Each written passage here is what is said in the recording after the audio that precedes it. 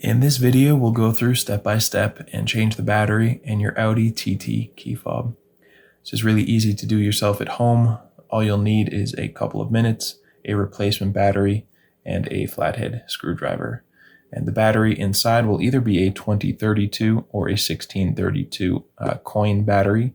Depends on, well, it just depends on which device you're using. They're both doesn't matter what battery's inside, they're both going to look like this, but I'll show you in a second how to open this up so you can figure out which battery you have.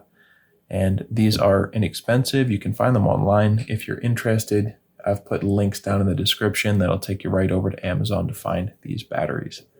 Now, the easiest, quickest way to get this thing open is just to flip open the key, grab on either half of the key fob. You can see there's that line in the middle, separation of the plastic. You grab on either side and just pull this apart. If that is difficult or it feels a little bit stuck, you can just take your flathead screwdriver, and on the back there's this opening. Just insert, twist, and now you have it open.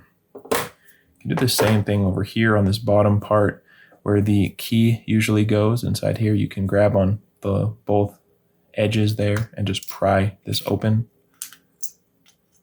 And if that is difficult, you can just use the same flathead screwdriver, go inside here where the key usually goes, and just kind of push this side up, and you'll have some better leverage to make that easier for you. As you can see, my battery comes right out. If yours doesn't, you can just gently lift it up, and you will see whether you have the 1632 or the 2032.